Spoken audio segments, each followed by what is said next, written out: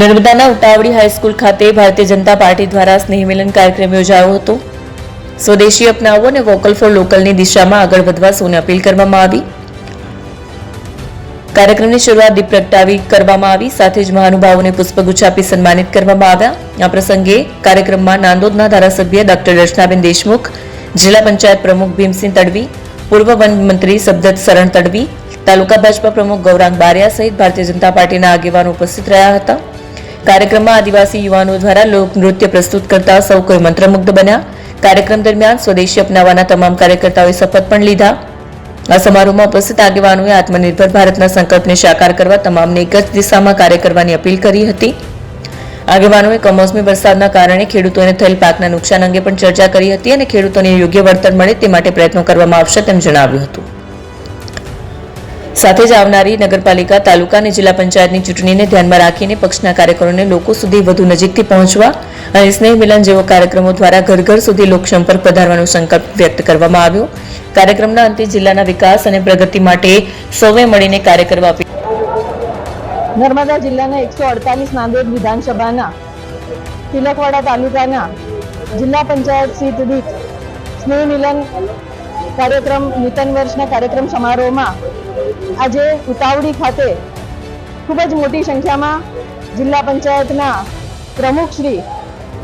ભીમસિંહભાઈ તડવીજી, કે જેમનો આ પંચાયત સીટ લાગે છે, એમના આ સ્થાનમાં ખૂબ જ મોટી સંખ્યામાં અનેક કાર્યકર્તાઓ, પ્રજા અને સર્વે વડીલો, સર્વે અગ્રણીઓ, સર્વે પ્રતિષ્ઠિત નાગરિકો આ કાર્યક્રમમાં ઉપસ્થિત રહ્યા અને આ સ્નેહ મિલન કાર્યક્રમમાં આવનારા દિવસોમાં એમનું જીવન ખૂબ જ સુખમય રહે અને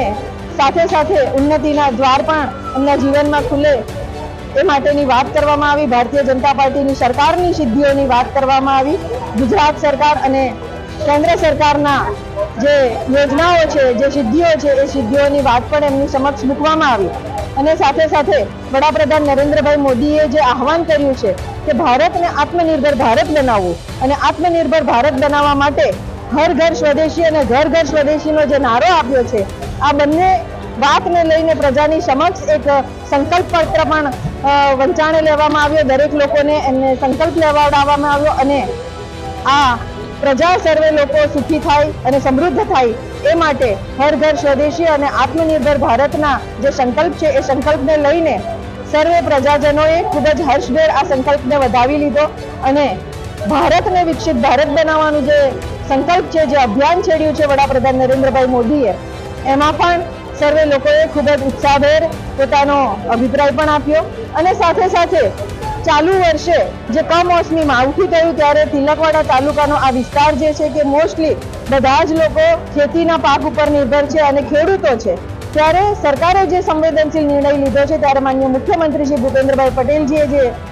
સહાય આપવાની જે વાત છે એના માટે પણ લોકોની સાથે એક સંવાદ કરવામાં આવ્યો અને પ્રજાહિતમાં જે સરકારે નિર્ણય કર્યો છે એના માટે